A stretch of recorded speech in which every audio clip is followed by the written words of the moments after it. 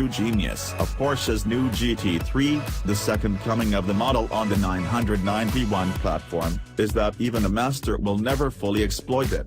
That's the trait that defines the GT3, not just among Porsches but among the world's best drivers' cars. As a result, it engenders fascination like almost nothing else. No matter how hard it's pushed, there's still magic to be discovered in its responses, beauty in its feedback, joy in its abilities. This is a machine wedded on the mill of necessity and unencumbered by frippery. It is noise and feel and heat and speed wrapped into a physically absurd package then distilled beyond what its design merits. The cumulative case it makes is this: when a driver unloads aggression into its controls, it isn't bought. It doesn't plead for mechanical mercy. From its perspective, driving with purpose differs not at all from driving for pleasure. When much is asked of the GT3, it simply goes faster. It goes faster and then, like a bitterly defiant teenager, it doubles down, betting that what it can endure exceeds what you can supply. That is a profoundly fantastic thing for a sports car to do.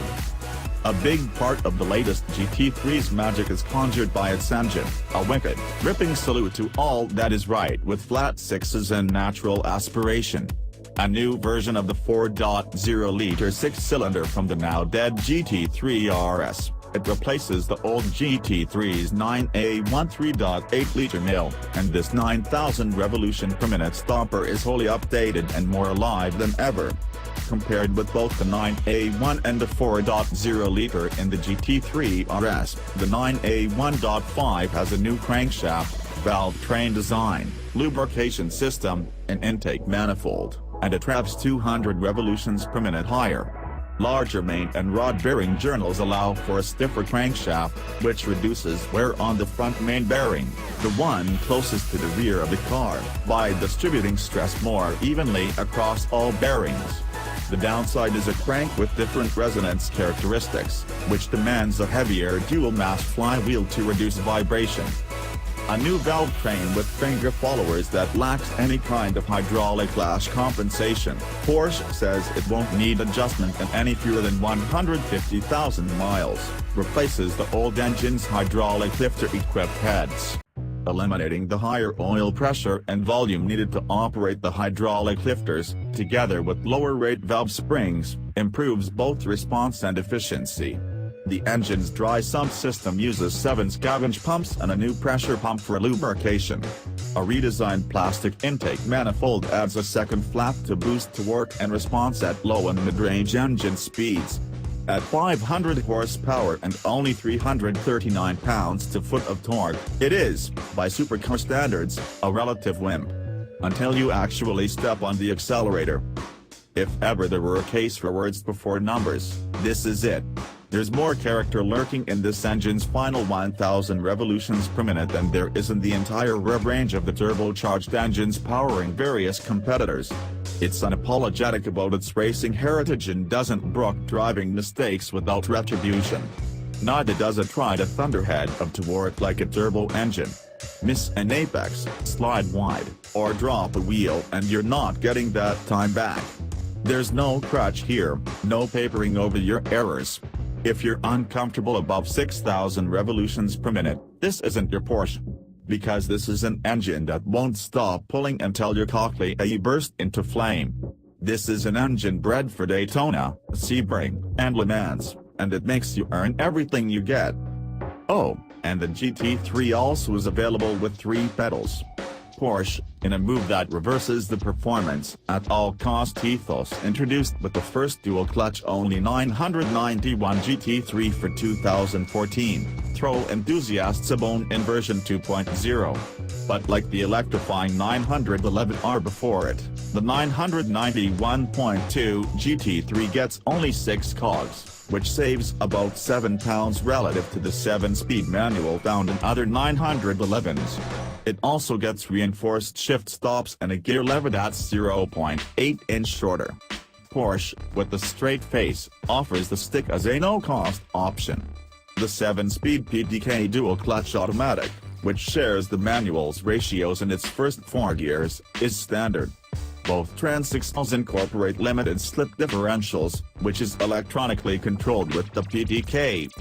A taller rear wing and new underbody panels help increase downforce to a claimed 342 pounds at top speed, 198 miles per hour for the PDK, 199 for the manual. The GT3 shares its fat-haunched body with the current Carrera 4 and 4S, making it 1.7 inches wider at the rear fenders than the current Carrera. It's also about an inch lower. And get this, as if to drive home this car's laser focus on performance, carbon fiber hinges for the rear deck that save 2 pounds.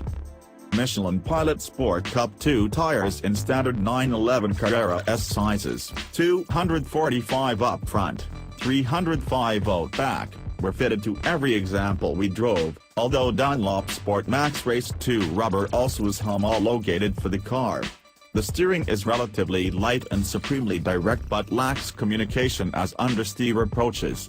It speaks, but sometimes only in a mumble. The result is less confidence and front grip than is offered by, say, a Corvette Grand Sport. Again, there's nuance here. Change your driving and the GT3 changes its personality. Turn in later, or slower. Transition more quickly to the brakes. Throw it into the corner harder. You'll get a new result. You adjust, it adjusts. In this Porsche, there are options for how you handle it. But no matter what you do, it won't surrender. As long as there's fuel in the tank and rubber on the road, the GT3 is faithful. Only Porsche can produce a car offering such compliance coupled with carefully metered control. Go ahead, charge fully committed through undulations, ignore small road imperfections. You'll feel them, but they don't matter. There's more compression travel than the GT3's ride height may lead you to believe. And the only thing fatiguing about the optional carbon ceramic brakes is their $9,210 asking price. Speaking of price, this GT3 will start near $146,000, about 13 grand more than the previous GT3, when it hits dealers this fall. The most stunning properties of the GT3 are its refusal to fade, its connection to the driver, and its understated purposefulness. Sure, it has a big wing, but its aesthetics largely lean on a relatively ubiquitous shape, and it's a car we'd gladly drive daily. That this particular flavor of 911 requires great care to get right is central to its allure. That trait makes it desirable because it demands that its driver be fully involved rather than merely entertained. And that, in any car, is genius.